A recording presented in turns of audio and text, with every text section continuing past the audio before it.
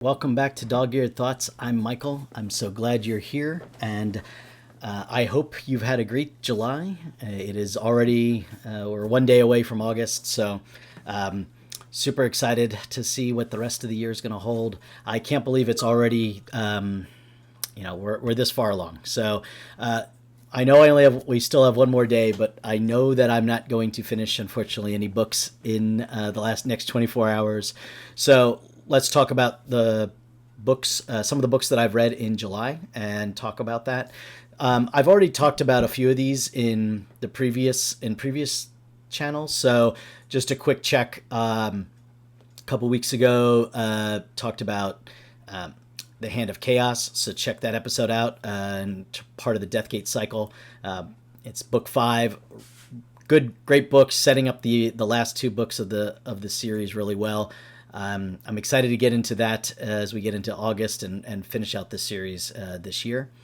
The Sixth Nick, which was most recent previous episode by Danielle Kraus. Mind-blowing, really weird, but I think has a great message and worth reading and really kind of reading critically. Coffin Moon by Keith Rawson. Awesome approach to the vampire tale set in the 70s, revenge, and I liked how they went about that. So I talked about that in a few episodes ago, or a couple episodes ago. And then finally, the most important one probably that I read this month, before I get into details that I've already covered, Nobody's Girl by Virginia Giuffre. Talked about that in the library hall as well, of things that I've read. It is critically important to read and understand all that she went through, and the courage that it took to write what she wrote and put down and share her experiences, and bringing to light things that needed to be brought into light. So those books already covered in the past. So absolutely check out my back catalog.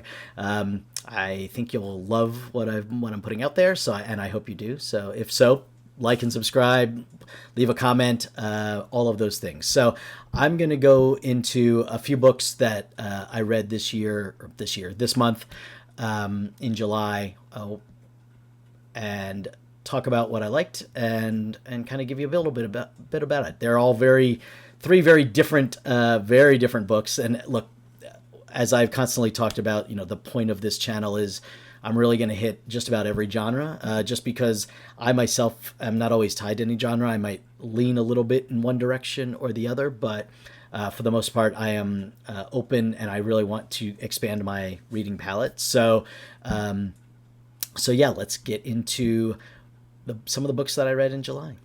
So the first book that I'm going to talk about is Vonnegut's War, The Making of Slaughterhouse-Five by Susan Farrell. This one is actually an arc that I read. It's coming out in August. So I'm going to keep this a little high level, but I really want to talk about the fact that I did really enjoy this book. Kurt Vonnegut is probably one of my top 3 authors ever. And so getting able to read a book talking about the making, especially of probably one of his, if not his most famous book, was really interesting. And I had looked up some past experience with that. I know Kurt himself has written in some of his non-fictional stories a little bit more about his experience in the army and being a prisoner of war in World War II. But so this book, it's not a very long book. It is a fairly short book. So going into it, that it's going to be a fairly high level book in terms. It's not going to get into every single piece of detail. But what Susan really did a really great job of is kind of walking through the early years of Kurt and kind of giving us a little bit of a background of his family, growing up in Indianapolis, and then what kind of led him from into school, into high school, getting into writing and being in that vein, and kind of setting his stage of what he will go into as he gets older, as an adult. she also did a very good job of kind of setting the stage of what what things were like in terms of Dresden, and what was it like going into World War II, during World War II. It definitely set a very realistic picture of, often a lot of the kind of narrative, especially from other, Kurt, even in others, was that, look, Dresden didn't need to be bombed. And quite frankly, I think, you could still make the case for that. But also the reality is that Dresden also was doing significant war manufacturing and other sort of things, like, much like a lot of the U.S. manufacturing was turned to the war effort during the war. The German war effort was very similarly, right? So factories that might have put out cars or other things were putting out tanks or ammunition or other things like that. So there was some military value to it. But that being said, it was very late in the war, and I think you could make the case that, especially from the British bombers that bombed, there was a little bit of retribution from the Battle of Britain and the bombing that took place from the Germans during the course of that time frame. So all of that is done in a very she took a very open view of that, and I think it really served the book well in terms of kind of giving you a sense of what it was like being a POW, how they were treated by the guards. Some were more lenient than others. I think the crux of that was the younger guards were much more gung ho and critical and vicious than the older guards. And I think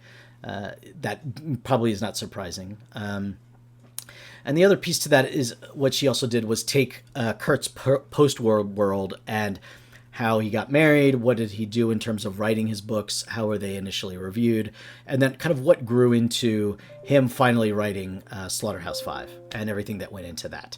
So I think there's a lot of pieces to that goes into that. I also felt that it was really good. She spent a good chapter on what's the tale of the death toll in Dresden, and some of the popular books of the time in which Kurt was writing this book. Some of the more very popular book was written and kind of inflated the potential death toll, and the author that later turned out to be a Holocaust denier and things like that. So it really, and that Vonnegut used those numbers in his books, and kind of viewpoint of it, which doesn't necessarily in any way lessen kind of the horror and the awfulness of what he went through, but it definitely does show that there was differing points of view, and some things weren't necessarily accurate back then in terms of how things were written. So the reality is this book, Slaughterhouse-Five, still resonates really amazingly well. Obviously, it was published at the Vietnam was going on. It is in and of itself an anti-war argument. Kurt himself was very anti-war following it. He supported his sons as being conscientious objectors. And also, I think what it also does is, I think Susan does a really good job of putting the lens of now into this as well, and kind of saying, like, look, this was an awful thing, but also how do we view kind of the reality of kind of the actions and of war through the lens of 2026, right? And quite frankly, she also does a great job of really tying in why this book has been put on banned book lists over the last 30, 40 years. How, obviously what was Kurt's reaction to that, but then also the constant fight to keep Slaughterhouse-Five as an active book. And I've read it. I love the book. I think it should be required reading. I think, quite frankly, most, if not all, of Kurt Vonnegut's books should be a required reading. He's an amazing satirist. He's an amazing author. So I'm a little bit biased from that perspective. So this comes out in August, the back half of August. So absolutely check this out when it comes out. Susan Farrell, Vonnegut's War: The Making of Slaughterhouse-Five. The next book is in a pivot completely, which is very much a gothic tale. So Innamorata by Ava Reid. So this came out in March of this year. Um, it's interesting the way that the blurbs and the way it was kind of marketed is a little bit of a romanticy or romance book. And I'm going to be honest with you, it is, and I know there's other people who have written about this too or talked about this. It's absolutely not a romance book by its in and of itself. It is very much a gothic tale, absolutely told with absolutely told from the standpoint of there's body horror to it. There's definitely assault. There's abuse. There's torture. There's a lot of pieces to this that are absolutely nowhere near romance. And I think going into it with your eyes wide open in terms of the fact that this is going to be a dark tale is factual. So the point of this book is there's a kingdom, different kingdom. The king is looking to marry his son off. One of the houses, the great houses of the kingdom, the House of Teeth, had the matriarch die, and so it looks like in order to survive, they must build its power and marry in. And part of this is that the two women who are part of this house that go into it, one of which kind of comes in as a bit of a, for lack of a better word, nun or priestess. She won't speak. She chooses not to speak. The other one is the one that is trying to marry and get into this. And I think the part of this is what's really setting this up, and it's part of the first part of a duology, and it's a very thick book, and it's very much, there's a lot going on in this book, and goes into this. But I think what Ava Reid does really well in this is the first half of the book, you really think you know where this is going to go. Like, this is going to be a very much, even though it's dark and very, even though all the houses are named after body parts or things like that to some degree, and there's definitely a lot of blood and kind of in Teeth, it's literally talking to the dead and necromancy that's kind of going on there. It does still seem, at least initially, going to be a very straight tale of